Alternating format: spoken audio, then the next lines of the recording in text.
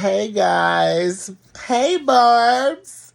I want to come on and really film a long form video about how I feel in regards to Miss Nicki and her Grammy snub.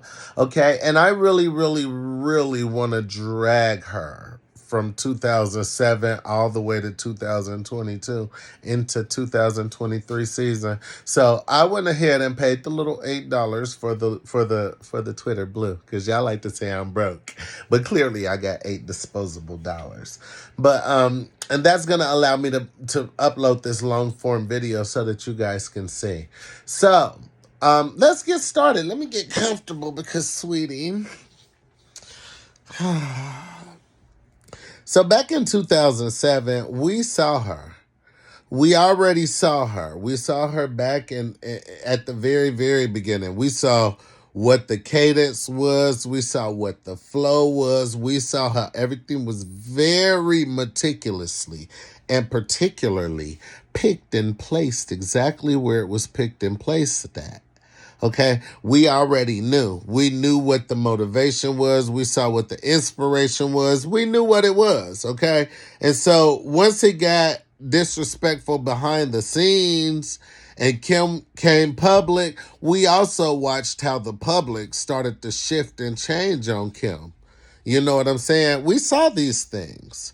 You know what I'm saying? And then along the way, this woman is being propped up by powerful men. Okay, she wasn't just with like the Gucci's and the Waka Flockas no more. She was with the Kanyes and the Rick Rosses and the Drakes and the, you know what I'm saying, the Jay-Z's and the, you know what I'm saying. So we saw how sis got elevated and how she clawed to tear Kim down in order to get that elevation. You know what I'm saying? And a lot of times, and this is really a testament into the black community as well as the hip hop community, because let me tell you something. Niggas will prop a woman up. Okay, they will prop you up, and it's not even an issue about propping you up because you're generating money.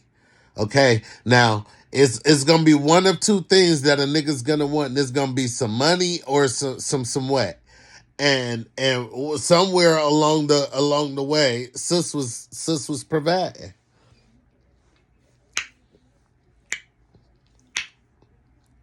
And one way or another, whether it was with the money or whatever, sis was providing. You know what I'm saying? And so, we watched this. We saw this. We saw this. We saw this. We saw this. And the rumors started way back at the beginning, which is what made it so weird that I never fucked Drake. I never fucked Wayne. All that weird ass shit. Like, so anywho, we watched it. We watched it, sweetie. We watched it. Not only did we watch that, that wasn't the only thing we watched. We watched the body language. We watched the documentaries, okay? We watched it. We saw it. We saw it. And it was only a matter of time. See, by the time that thing with the Grammys went on in 2012, we already saw it. We had already saw it. We had already saw it. But see, let me tell you something. When you generate money, see, that's what determines if you're a queen or not. That's what determines if you're the king or not. It's determined by the money that you're generating. You know what I'm saying? See, don't nobody care if people rapping your songs. So the fuck what? What are you bringing back? Can you make them people that's rapping your songs buy your shit though? Can you make those people that are rapping your songs sell out that arena? And the answer is no. This has been years ago. By the time we made it to 2016, it was over with for sis, which is why they didn't want to put Queen out. It was already evident. If you want to put that record out, then you need to at least sell out the floor seats in America, at the very least. And it couldn't be done. It couldn't be done. And see, when you're doing big deals with like Live Nation and shit like that, see, Live Nation has their own PR team. So Live Nation is going to control the narrative about their company to a certain degree. Okay? Them people overseas don't work like that. So they were coming out talking about how she requested that they put those black curtains up so that people couldn't tell how empty it was. But the press talks. People went looking because all of a sudden she canceled the whole American leg. People don't cancel the whole leg of their tour in their home countries, baby.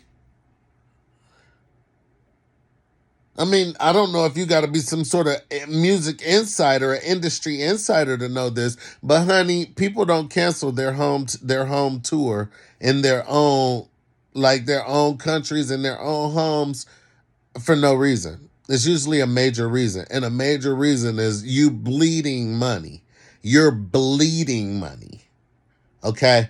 Now couple that with the rapist guy, honey, people don't want to risk their own public opinions about them by associating with her.